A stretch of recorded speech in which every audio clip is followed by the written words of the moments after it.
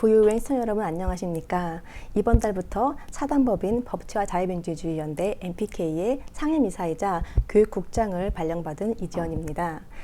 제가 지난달까지는 프랑스 대사관 경제상무관실에서 한국과 프랑스의 IT 기업 간의 비즈니스 교류나 기술 교류를 담당하는 역할을 했었는데 어떤 강력한 인도하심으로 인해서 이번 달부터 MPK에서 일을 하게 되었습니다. 우리 대한민국을 위해 그리고 특히 대한민국의 다음 세대를 위해 좀 특별하고 뜻깊은 그런 일을 하게 되어서 우선 굉장히 기쁘고 굉장히 감사한 마음을 가지고 있습니다. 앞으로 저희 MPK 활동 많이 응원해 주시고 또 함께 기도해 주시면 감사하겠습니다. 제가 이번 주부터 매주 월요일 12시에 MPK 브리핑이라는 방송을 하게 되었는데요. 제가 예전에 태극기를 든 사람들이라는 방송을 통해서 VUN과 첫 인연을 맺었고 그 이후에 VUN 에듀라는 방송을 통해서 제가 그 교육과 관련해서 시리즈 방송을 한 적은 있었지만 이렇게 단독으로 방송 하나를 맡게 되어서 사실 굉장한 부담을 느끼고 있습니다. 게다가 저는 어렸을 때부터 프랑스에서 살았었고 지난달까지만 해도 우리말보다는 프랑스어를 훨씬 많이 쓰는 환경에 살았거든요. 그러다 보니까 제가 좀 발음이 좀 많이 좀 부족하고 그리고 말이 빨라진다는 걸로 알고 있습니다. 앞으로 개선해 나가도록 하겠습니다. 어쨌든 젊은 감각으로 정말 좋은 방송할 수 있도록 최선을 다하겠습니다. 다소 부족하고 실수가 있더라도 너그러이 이해해 주시면 감사하겠습니다. 시작하기 전에 제가 지난 여름부터 편집장을 맡고 있는 저희 MP 홍보를 먼저 하겠습니다. 제가 작년 7월에 이 편집장을 맡으면서 이 MP가 재발행이 됐었는데요. 제가 이때 제 마음속에 좀 꿈틀거리는 소망 하나가 있었습니다. 언젠가는 이 MP를 상업주로 만들어서 우리나라 운동권 좌익들의 정신적 지주였던 월간 말자 같은 역할, 그래서 우리 보수우파의 말주를 만들어 보고 싶다는 그런 겁없는 소망이 생겼었는데 이제 그 소망을 조금씩 실현하기 위해서 앞으로 본격적으로 움직일 생각입니다. 우리 뉴 패러다임 MP 구독 많이 해주시고요. 010-4040-1799로 구독 문의 부탁드리겠습니다. 제가 오늘 MPK 브리핑의 첫 주제로 저출산 문제를 다루고자 합니다. 우선 제가 아이를 키우고 있는 워킹맘인데 우리나라 젊은 세대가 왜 아이를 낳지 않는지에 대한 그 근본적인 이유를 저도 그렇고 제 또래들도 그렇고 정말 잘 느끼고 있는데 지금 우리나라에서 나오는 그런 저출산 정책들을 보면 우리 엄마들의 마음을 전혀 반영하지 못하는 것 같아서 제가 오늘 첫 번째 방송으로 이 저출산 문제를 다루고자 했습니다. 첫 번째 슬라이드를 보시면요. 제가 얼마 전에 이 기사를 보고 들었던 의심이 하나 있는데 지금 정부가 정말 저출산을 극복할 의지가 있나였습니다. 이 저출산위원회 위원장이라는 자리가 그저 보훈 인사를 할 자리인가, 그 자리를 당대표 출마를 위해서 사표를 냈다가 사표 수리가 안 되고 해임이 되었잖아요.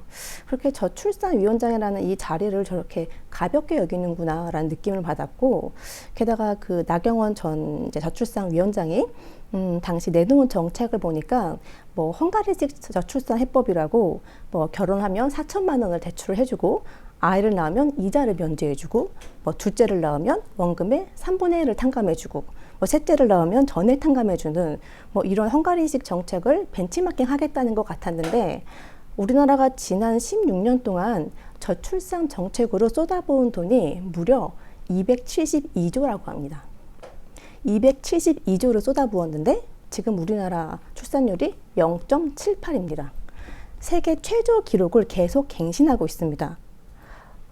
지금까지 우리나라에서 저출산 정책이라고 내놓은 정책들을 보면 보통 아이 낳으면 돈 줄게, 대출이자 깎아줄게 이런 내용이지 않습니까? 근데 정말 이 아이를 낳고 싶지만 출산을 엄두도 못 내는 이 젊은 엄마들의 마음을 하나도 이해를 못하는 것 같습니다. 결론부터 말씀드리면 우리나라 젊은 세대가 아이를 안 낳는 이유, 사실은 엄두도 못 내는 이유는 지금 대한민국에서 아이를 낳아서 잘 키울 자신이 없기 때문입니다. 아이를 낳아서 잘 키울 자신이 없는 가장 큰 이유 두 가지가 있습니다. 첫째는 바로 교육입니다. 지금 대한민국 교육 현실은 정말 말도 안 될 정도로 엄마들에게 큰 부담입니다. 그래서 교육 때문에 아이를 낳을 엄두가 안 나고 둘째를 낳을 엄두가 안 납니다. 저도 사실 둘째를 가지고 싶었는데 제가 이러한 이유로 포기를 했었거든요. 네, 지금 슬라이드를 보시면 얼마 전에 그 통계청에서 초중고 사교육비가 역대 사상 최대인 아이 1인당 월 41만 원이라고 발표를 했습니다. 제가 이 기사를 보면서 정말 헛웃음이 나왔습니다. 그리고 바로 댓글을 보니까 대부분 저와 똑같은 생각을 하더라고요. 네, 댓글을 보시면 41만 원밖에 안 든다고, 41만 원이면 너무 여유롭겠다. 최소 100만 원 든다. 그리고 제가 빨간색으로 지금 이렇게 강조한 부분 보시면 공교육 똑바로 바로잡지 않으면 출산율 문제고 사교육 문제고 아무것도 해결 안 된다. 네, 부모들은 다 아는 거예요. 그 다음 댓글도 보시면 교육비 때문에 아이를 안 낳는 거야. 이렇게 다 지금 외치고 있습니다. 한 과목에 41만 원. 네, 그 다음 댓글을 또 보시면 교육비가 안 들어야 저출산에도 좋은 영향을 끼칠 텐데, 지금 우리 엄마들은 이미 다 알고 있기 때문에 지금 막 외치는 거예요. 댓글을 통해서. 보면 한 과목에 40만 원이겠지 이렇게 얘기하거든요. 그러면서 정말 상위 그 10%의 산출을 해보면 아마 월급쟁이 한 달 월급 정도 나올 거라고 이렇게 예상을 하는 댓글도 제가 봤는데요. 이게 현실입니다. 학부모들은 다 느낄 거예요. 지금 공교육에서 아이들을 안 가르쳐요. 학원에서 다 배워서 학교를 가야 합니다. 그래야 시험을 볼 수가 있습니다. 그리고 통계청에서는 또 과외비를 산출을 못 하잖아요. 과외비는 다 현금으로 지불하니까요. 아마 강남 대치동이 아닌 지금 수도권에 사는 평범한 학부모들은 사교육비가 평균 아마 한 달에 아이 하나당 100만 원 들 겁니다. 그런데 중요한 건 젊은 사람들이 아이를 낳을 엄두를 못 내는 이유가 단지 사교육비가 너무 부담돼서가 아닙니다. 더 큰 이유가 있습니다. 다음 슬라이드를 보시겠습니다. 얼마 전에 국민일보에서 욕망의 출발선, 영어 유치원이라는 주제로 5개의 기사를 연재했습니다. 제가 5개를 다 꼼꼼히 읽었는데 정말 하나같이 너무나 다 와닿는 내용이었고요. 제가 그 중에서 몇 개만 지금 뽑아왔는데, 네, 여기 보면 미국 아이보다 2살 선행하고 Don't speak Korean까지 외친다. 이게 무슨 말이냐면 요즘은 보통 한국 나이로 5세, 그러니까 만 3세일 때 영어 유치원을 보내서 그래서 5세, 6세, 7세, 3년을 배우고 나면 이제 초등학교를 가잖아요. 그럼 초등학교 가기 전에 아이가 미국의 초등학교 3학년들이 하는 그런 과목이나 그런 교과서를 충분히 소화를 하게끔 만들어준다는 겁니다. 네. 그래서 그 영어 유치원에서는 한국말을 못하게 이제 하는 거죠. 이거는 정말 현실입니다. 예, 그 다음 슬라이드를 보시면, 네, 욕하면서도 보내는 영어 유치원, 그곳에 해법이 있다. 근데 밑에 어떤 내용이 나오냐면 이 국민일보에서 첫 번째 아마 그 시리즈에서 영어 유치원비가 매월 150만 원 든다라고 이렇게 얘기를 했다가 엄청난 그런 반응을 보내왔다고 해요. 그 클레임의 이유가 뭐냐면 무슨 150만 원이냐, 말도 안 된다, 훨씬 많이 든다, 이런 이제 항의를 했다는 이제 기사가 나왔거든요. 네, 자, 그 다음 또 보시면, 네, 6개월 웨이팅 0.1초 컷 송금. 자, 이게 무슨 말이냐면 지금 특히 강남의 영어 유치원, 유명 영어 유치원은 입금 순으로 이제 이게 잘라져요. 그래서 보통 한 달 학비를 내기 때문에 한 200만 원 정도를 송금을 해야 되는데 딱 예를 들어서 3시에 오픈을 하면 3시 하고 0.1초 만에 입금이 끝나는 거예요. 마감이 끝나는 거예요. 그만큼 사람들이 이 0.1초 만에 다 보내는 바람에 이게 손이 느린 경우에는 거의 불가능한 거예요. 그러다 보니까 어떤 현상이냐면 이 애플리케이션을 통해서 정말 3시 정각 0.1초 만에 이 송금을 시켜주는 대행 업체가 이제 생겨가지고 그들을 통해서 송금을 한다는 거죠. 근데 이게 정말 사실입니다. 그리고 성공 보수가 한 30만 원 된다고 해요. 그래서 이런 내용이 있는데 사실 이런 이야기가 물론 강남 대치동의 유명 영어 유치원의 경우라서 일반화시키는 것은 당연히 무리가 있지만 그 다음 슬라이드에 정말 중요한 수치가 나옵니다. 네, 숫자로 본 영어 유치원. 네, 보통 영어 유치원을 사교육을 시작하는 나이가 3세 이런 것보다 지금 가장 중요한 내용이 전국 영어 유치원 숫자입니다. 811. 2017년에는 400여 개였어요. 근데 단 5년 만에, 지금 5년도 안 됐는데 거의 2배로 뛰었잖아요. 아마 지금도 계속 늘어나고 있을 겁니다. 왜냐면 요즘은 평범한 직장인들도 아이들을 다 영어 유치원에 보내요. 아마 수도권에 사는 사람들이 영어 유치원을 많이 보내게 되고, 영어 유치원에 자리가 없어서 못 보낸다는 이야기가 이미 2, 3년 전부터 나왔었습니다. 그래서 성금 0.1초 컷이 나오기 시작한 겁니다. 지금 다들 영어 유치원을 보내는 이유는 지금 우리나라 현실에서 선행학습을 시키지 않으면 안 되기 때문입니다. 2021년 수능에서 국어와 수학의 난이도가 매우 높았다고 하는데, 그런데 국어 만점자는 28명인데 수학 만점자는 무려 2,702명이나 되었습니다. 이게 전국 의대 정원수와 맞먹는 수치입니다. 한마디로 그래도 좀 좋은 대학을 나오려면 수학은 만점이나 아주 고득점을 받아야 한다는 건데요. 그러니 과열 경쟁으로 수학을 잘하는 학생들이 너무 많아졌고, 이게 선행학습을 안 하면 따라갈 수 없는 구조가 지금 정착이 된 겁니다. 더군다나 이제 수시 비율이 여전히 높기 때문에 이제 고등학교 올라가면 내신 관리를 해야 돼요. 그래서 수학에 매달릴 시간이 없다는 겁니다. 그럼 왜 영어 유치원을 보낼까요? 수학을 선행하기 위해서는 영어는 유치원 때부터 자연스럽게 노출을 시켜서 아이들이 힘들지 않게 영어 수능은 준비할 수 있다고 생각하는 거죠. 아무래도 외국어는 어렸을 때부터 해주면 좀 수월하게 공부를 하니까 수학 선행을 하기 위해서 영어를 유치원 때부터 먼저 빼주는 겁니다. 제 아이가 한국 나이로 5세, 만으로 지금 3세인데 이번 달부터 영어 유치원을 다니고 있습니다. 전 사실 일반 유치원 보내고 싶었는데 그 3순위, 2순위, 1순위에서 다 떨어졌어요. 그래서 어쩔 수 없이 영어 유치원을 보냈는데, 제가 유치원을 알아보는 과정에서 한국 입시 제도 때문에 생겨난 이러한 현상들이 이게 진짜 현실이라는 것을 깨닫고 엄청난 충격을 받았습니다.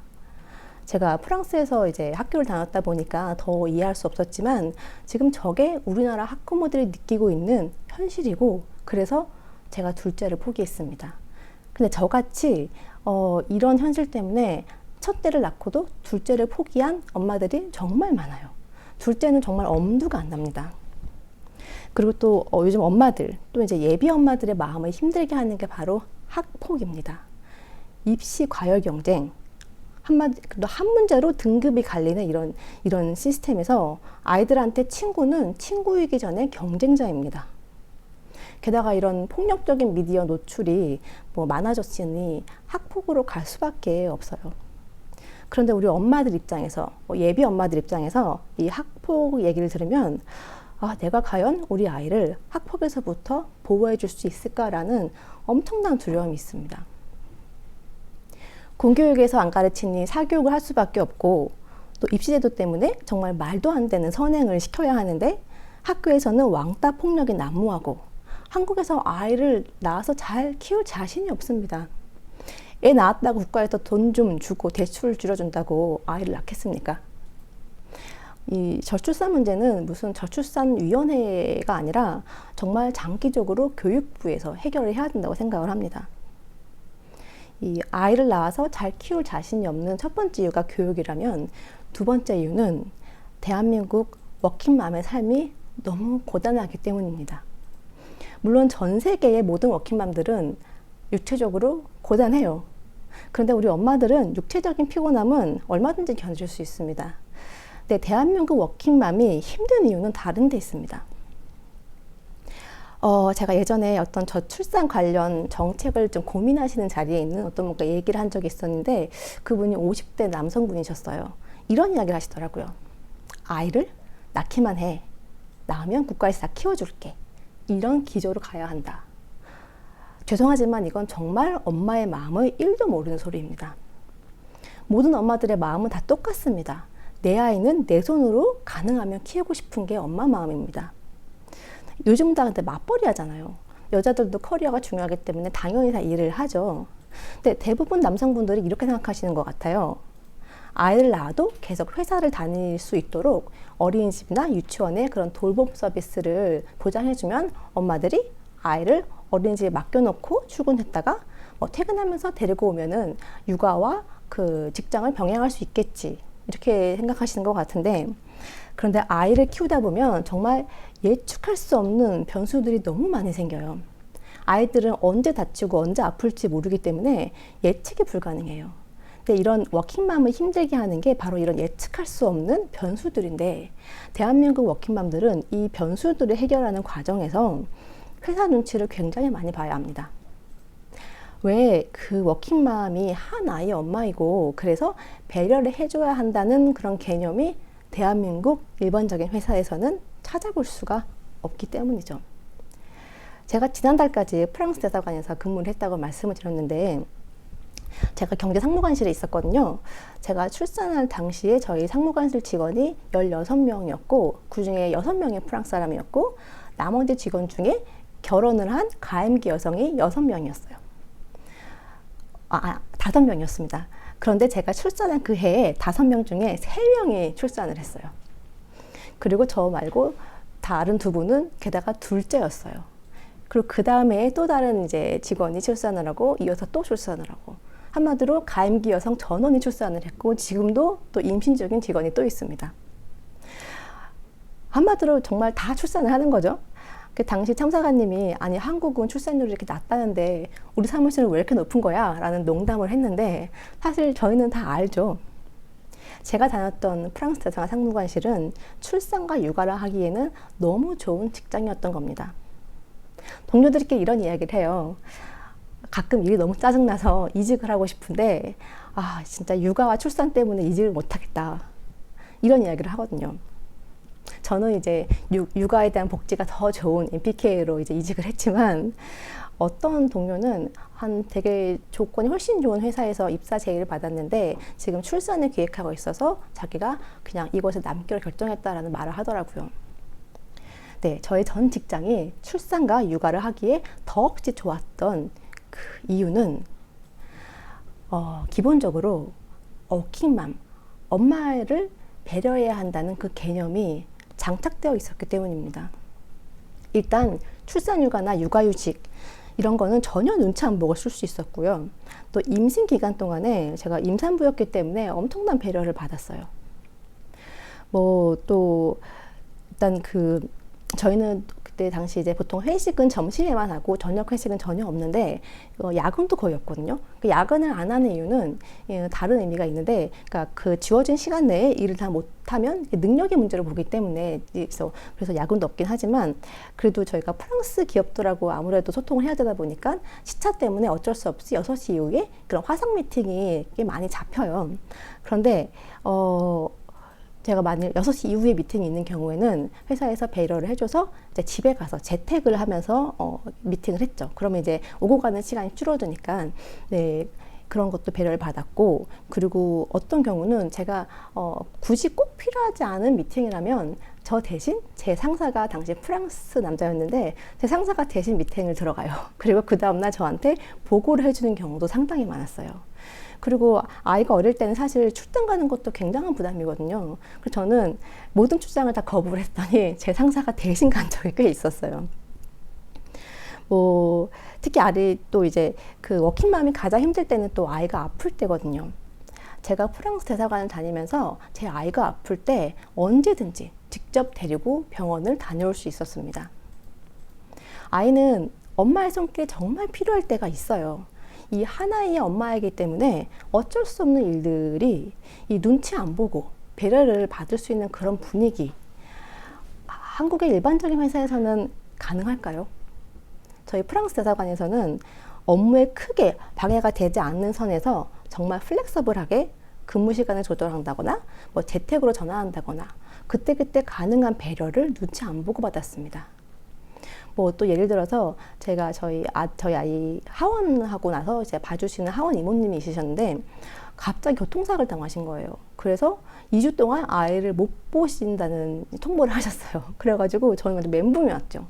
게다가 저는 할머니 찬스를 쓸 수 없는 상황이었거든요. 그래서 저 이제 상사에게 가서 이야기를 했습니다. 우리 이모님이 지금 교통사고가 나서 앞으로 2주 동안 못 오신단다.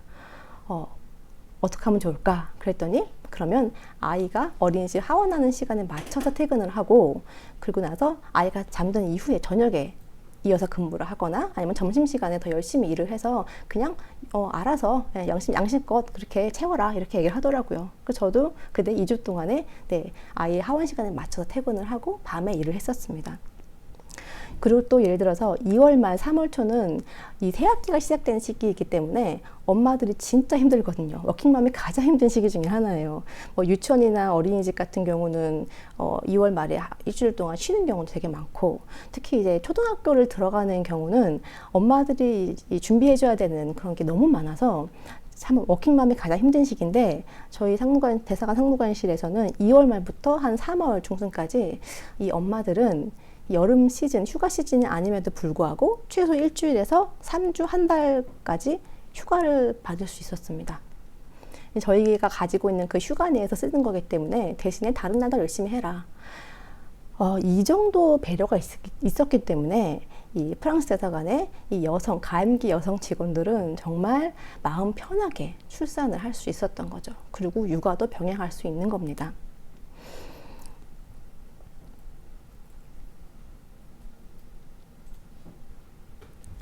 네. 대부분의 남성분들은 이렇게 생각하시는 것 같아요. 그 국가에서 돌봄 서비스를 보장해주면 출근하면서 아이를 어린이집에 맡기고 퇴근하면서 데리고 가면 육아와 직장을 병행할 수 있겠지, 이렇게 쉽게 생각하시는데, 그런데 가장 마음이 아픈 워킹맘은 아이를 어린이집에서 8시에 데려다주고, 어린이집 8시에 데려다주고 저녁 7시에 데리러 가는 워킹맘입니다. 어린이집은 돌봄 서비스가 거의 공짜이기 때문에 형편이 여유롭지 않으면 어쩔 수 없이 아이를 어린이집에 하루 종일 맡기거든요. 근데 어린이집은 정규 수업이 보통 9시 반에서 10시 시작해서 오후 3시 반에서 4시 사이에 끝납니다. 다른 아이들보다 일찍 가서 늦게 데려오는 엄마의 마음은 정말 괴롭습니다. 좀 사정이 조금 나으면 이제 등하원 이모님을 쓰면서 아이를 집에서 이제 보고 있다가 어린이집이나 유치원 정규 시간에 맞춰서 보내는 건데, 나라에서 보조금이 나오는 그런 이모님이 있어요. 그런데 대기가 어마어마하게 길어요. 사실 저도 육아휴직 끝나고 복귀하기 전에 9개월 기다리다가 포기했어요. 그리고 사설업체를 통해서 좋은 이모님을 구하긴 했는데 돈이 너무 많이 나가더라고요. 제가 대사관에서 6시 칼퇴를 한 이유가 제 퇴근이 늦어지면 돈이 더 나가는 거죠. 시급으로 계산하기 때문에. 보통은 뭐 친정엄마나 할머니 찬스를 많이 쓰는데, 사실 이것도 엄마 입장에서는 굉장히 죄송한 일이에요. 우리나라 워킹맘들은 이래저래 너무 고달프고 힘든데, 이런 모습을 직장에서 본 예비 부부나 예비 엄마들은 아이를 낳고 싶을까요? 그냥 두렵고 무섭습니다. 네, 다음 슬라이드 보시면 아이 2명 꿈 날아가다. 네. 둘을 낳고 싶어도 엄두가 안 나는 저 같은 사람들이 너무 많아요.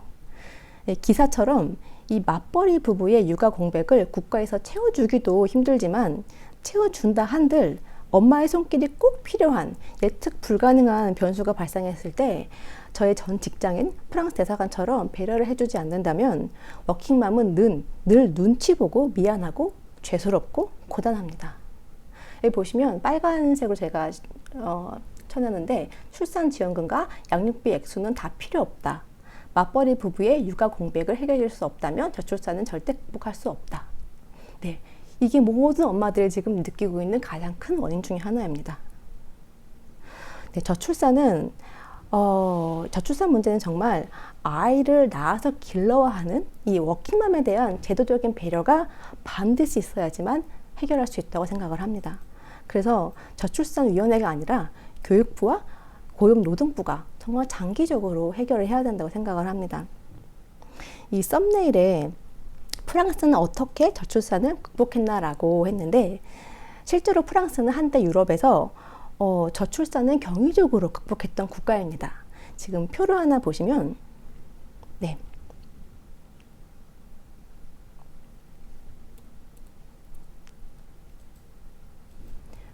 그 표가, 네. 1995년에 당시 출산율이 1.73이었어요. 그리고 2010년에 2.03으로 올랐습니다. 이렇게까지 오른 국가가 유럽에서 없었거든요. 근데 제가 딱 이 시기에, 프랑스가 출산율이 확 올라가던 이 시기에 제가 프랑스에 살았어요. 그래서 당시에 프랑스에서 어떻게 저출산을 극복했는지 그 과정들을 제가 다 지켜봤거든요. 그래서 제가 지금 말씀을 드릴 수 있는 겁니다. 그 1995년에 보면 1.73이잖아요. 한마디로 여성들이, 프랑스 여자들이 둘째를 안 낳은 거예요. 지금은 우리나라는 지금 아이를 안 낳는 건데 당시는 아이 하나만 놓고 둘째를 안 낳았던 거죠. 그래서 프랑스 큰일 났다. 1.73 최저다. 우리나라 아까 지금 0.78인데 2배도 넘는데 이미 이때 프랑스 사람들은 위기의식을 느끼면서 둘째 이상을 낳게 하기 위해서 엄청난 정책들을 쓰고 내놓고 캠페인을 벌였었습니다.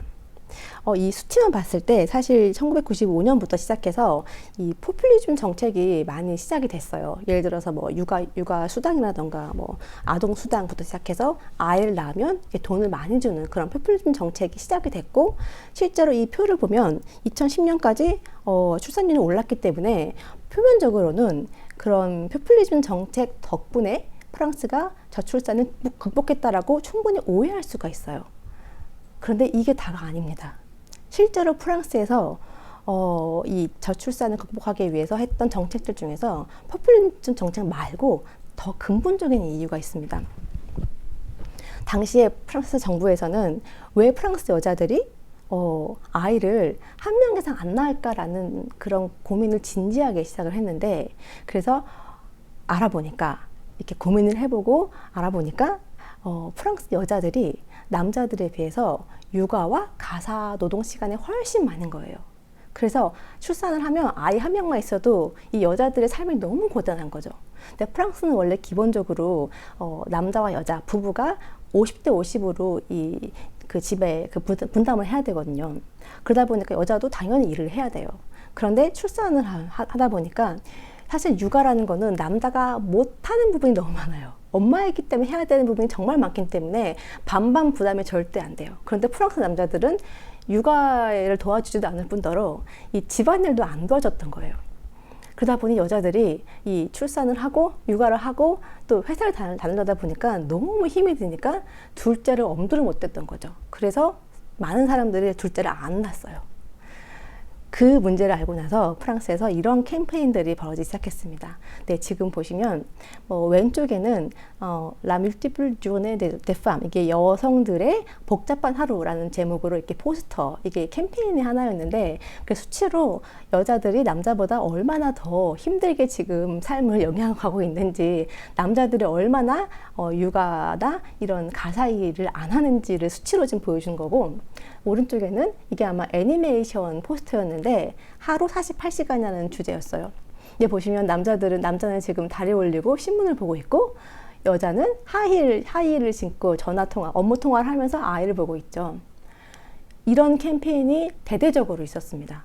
그 다음 슬라이드도 보시면, 네, 이러한 사진들을 영상에서 정말 많이 노출시켰어요. 제가 이 사진 보면서 참 웃었는데, 그 남자는 지금 이렇게 주스 마시면서 한 손으로 TV 리모컨을 지금 누르고 있고, 뒤에서 이제 여자는 다림질을 하면서 지금 남편 째려보고 있잖아요. 오른쪽 사진 같은 경우도 워킹맘이죠. 워킹맘이 아침에 빨래를 하면서 지쳐있는 모습을 지금 영상으로 이렇게 이미지로 보여주는 건데, 이런 이미지들이 정말 많이 나왔고, 당시에 출산을 극복하기 위해서는 남자가 적극적으로 가사일을 분담해야 되고 육아를 같이 해야 된다. 이런 캠페인을 정말 대대적으로, 그것도 한 10년간 오랫동안 했습니다. 제가 프랑스에 있던 그 시절 내내 제가 그런 캠페인을 봤던 것 같습니다. 그 다음 슬라이드를 보시면, 네, 이런 수치들이 계속 나와서 통계들을 계속 보여줬는데, 1986년에는 여자는 하루에 5시간 7분을 가사 노동을 했다면 남자는 2시간 7분을 했다. 그런데 2010년에는 여성은 4시간 1분으로 줄었는데 남자는 2시간 13분으로 밖에 안 늘었다. 막 이런 내용의 그런 통계들도 많이 보여주고요. 네.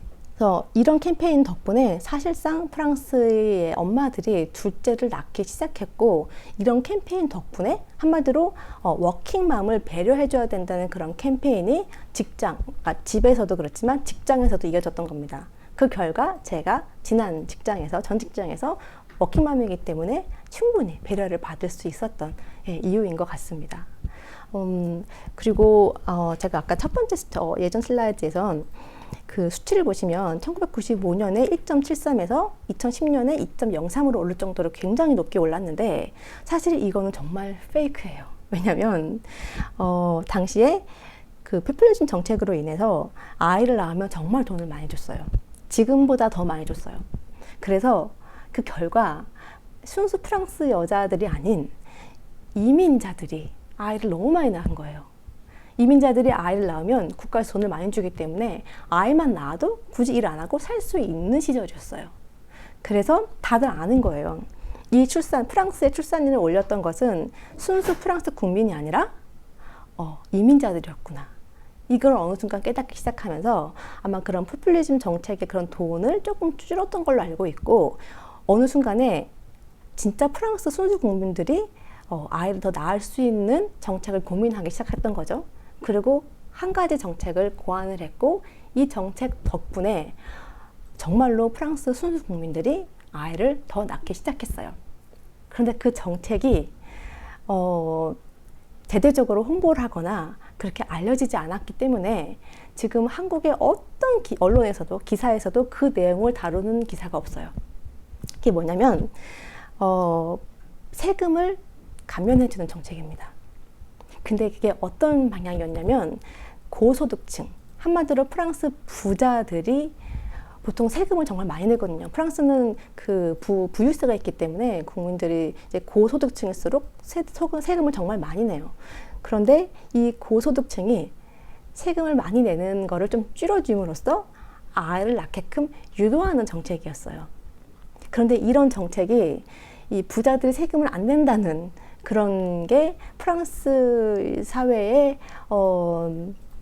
어떤 기본적인 그런 개념과 너무 안 맞았던 거죠. 프랑스 국민들의 그런 마인드와 너무 안 맞았던 거예요. 그래서 그렇게 크게 홍보를 하거나 대대적으로 이렇게 이 얘기를 잘 안 했던 것 같아요. 그런데 제가 전 직장에 프랑스 대사관의 대사님, 전 대사님이에요. 벌써 한 8년 전인데 그분이 좀 젊으신 분이셨거든요. 근데 당시 부임하셨을 때 첫째가 중학교 2학년이었는데 막내가 2살인 거예요. 근데 그 막내가 넷째였어요. 그래서 저희가 정말 와, 애가 넷이래 막 놀랬었거든요. 근데 그 당시에 한국에 있는 그런 글로벌 대기업, 프랑스 대기업의 지사장, 그러니까 한마디로 고소득층이죠. 고소득자들이 다 집에 아이가 4명씩 있는 거예요. 다들 막내, 늦둥이를 넷째를 다 놓는 거예요. 근데 한두 명이 아니라 제가 만나본 그런 사람들이 이제 다 아이가 4명씩 있어가지고 그 당시엔 저는 이유를 모르고 이게 지금 프랑스의 무슨 노블리스 오블리인가? 돈 많은 사람들이 아이를 더 낳아주는 건가? 라는 착각을 했었어요. 그런데 그 당시에 프랑스의 대기업 알스톰과 이제 좀 회사 거래를 하시던 좀 저의 좀 이제 지인 중에 한 분이 이런 얘기를 하시더라고요. 프랑스에 갔더니 그 대기업의 임원들, 특히 고위 임원들은 연봉이 굉장히 많은 사람들인데 아이가 다 4명이라는 거예요. 그래서 늦둥이 낳았다고 막 자랑을 하고 사진을 보여줬다는 거예요. 근데 그분도 역시 그런 경우를 너무 많이 만나서 한두 명이 아니라서 물어봤대요. 아니 왜 프랑스 사람들은 이렇게 지금 아이를 4명씩 낳냐? 그랬더니 하는 소리가 지금 아이를 4명 이상 낳으면 우리 세금이 정말 획기적으로 줄어든다 라고 대답을 했다는 거예요. 그래서 저희 이제 그 지인이 그럼 3명이 아니고 왜 4명이냐 그랬더니 3명 낳았을 때 세금을 감면받는 혜택보다 4명일 때가 훨씬 컸다는 거예요. 그래서 당시에 고소득층들이 너도 나도 불구없이 다 4명씩 아이를 낳았던 건데 사실 정말 이게 일당차잖아요. 그리고 솔직히 제가 좀 찾아봤는데 3명까지 낳아도 상당히 세금을 감면시켜 주더라고요.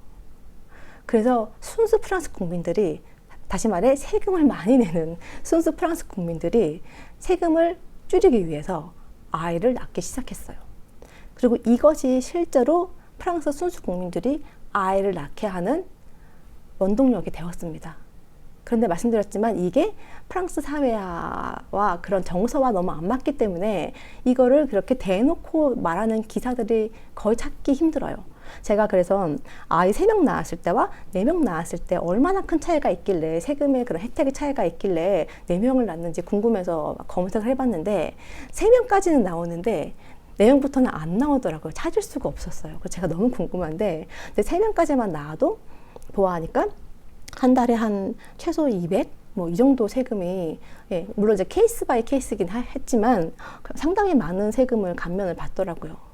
네, 그래서 사실상 프랑스가 1995년부터 2010년까지 획기적으로 이렇게 출산율을 높일 수 있었던 가장 큰 원인은, 첫 번째는 아빠들이 육아와 가사 분담을 많이 해야 된다. 다시 말해 워킹맘들을 배려해줘야 된다는 그런 전면적인 대대적인 그런 홍보가 있었고요. 두 번째는 부자들이 더 많이 아이를 낳을 수 있도록 세금을 감면해준 정책이 있었습니다.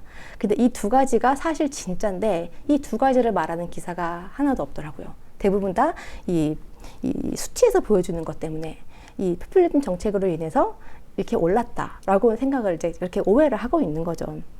근데 저도 우리나라 같은 경우에 정말 교육 문제가 해결이 되고, 사실 이 뭐 사교육비가 좀 많이 드는 거는 엄마들 충분히 감당할 수 있어요. 옛날에도 우리 사교육 많이 했거든요. 그런데 요즘에 이런 그런 대학 입시 시스템이라던가 너무 과열한 경쟁, 그리고 학폭, 이런 문제들은 저희 엄마들의 마음을 너무 힘들게 하고 있고, 그리고 워킹맘으로서의 이 고단한 삶, 전혀 배려를 받지 못하기 때문에 늘 눈치 봐야 하는 이런 삶들이 좀 개선이 된다면, 물론 오랜 시간이 걸리겠지만 저는 출산율이 높아질 거라고 생각을 합니다. 근데 지금 요즘에 프랑스가 지금 출산율이 굉장히 또 낮아졌어요. 지금 1.88까지 내려갔는데, 마지막 슬라이드를 보여주시면, 네, 이 제목이 보시면 이게 2023년 2월 27일이거든요. 얼마 전 기사예요. 이 제목이 Comment réduire vos impôts grâce à vos enfants. 이게 무슨 말이냐면 당신의 아이들 덕분에 세금을 줄이는 방법이라는 기사예요.